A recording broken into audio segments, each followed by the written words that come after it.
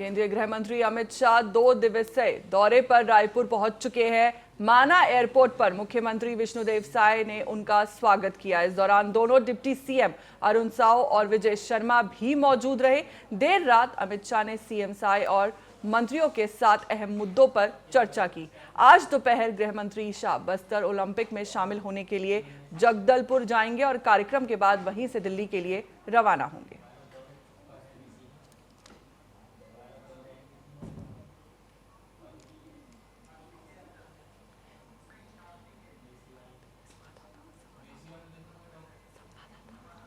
हमारे साथ इसी खबर पर ज्यादा जानकारी के साथ जुड़ चुके हैं संवाददाता कार्तिकेय। केंद्रीय गृह मंत्री अमित शाह का ये 2 दिवसीय रायपुर दौरा किस मकसद से देखा जा रहा है और इसकी राजनीतिक अहमियत क्या है? जी बिल्कुल, आपको बता दूं, जिस तरह से 2024 का एक मिशन था केंद्रीय गृह मंत्री अमित शाह जी का कि डेडलाइन जिस तरह से माओवादी संगठन को खत्म करने, नक्सलवाद को खत्म करने का जो बड़ा एक बयान जारी किया था 2024 में इंदिरा गांधी स्टेडियम जगदलपुर से ही मंच से उन्होंने बड़ा बयान जारी किया था कि 31 मार्च 2026 तक नक्सलवाद को छत्तीसगढ़ ही नहीं पूरे देश से खत्म करना है।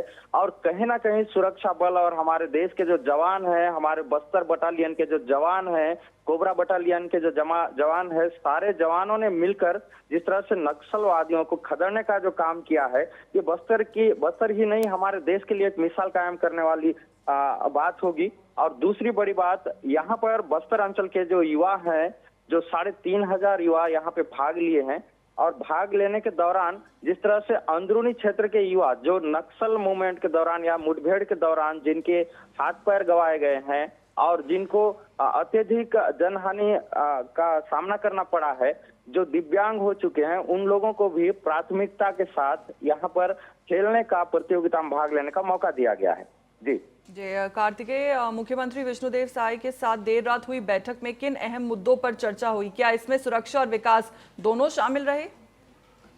जी बिल्कुल, यहाँ पे बस्तर को लेकर खासतौर पर चर्चा किया गया है। बस्तर में जो पुनर्वास नीति, पूना मार्गम नीति के तहत जो लोग वापस आ रहे हैं, उन लोगों को जिस तरह से प्रॉपरली आवास मुहैया कराया गया है अंदरूनी क्षेत्र के लोगों के लिए, और खासतौर पर दक्षिण बस्तर में जो नक्सल इफेक्टेड एरिया है, वहां पर खासतौर पर विकास की जो बातें हैं वो कही गई है। और छत्तीसगढ़ को एक नक्सल मुक्त होने के बाद जिस तरह से विकास की बयार बहेगी, उस पर खासतौर पर चर्चा किया जा रहा है। जी कार्तिकेय, आपसे ये भी जानना चाहूंगी कि बस्तर ओलंपिक में अमित शाह की मौजूदगी को सरकार किस संदेश के तौर पर पेश कर रही है?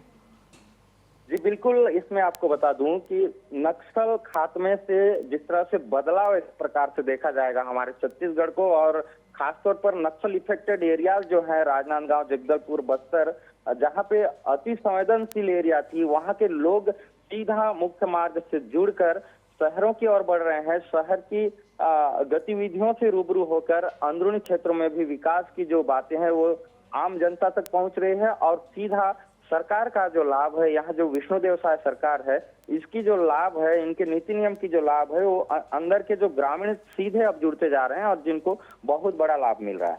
जी शुक्रिया कार्तिकेय, आपका हमारे साथ जुड़ने के लिए।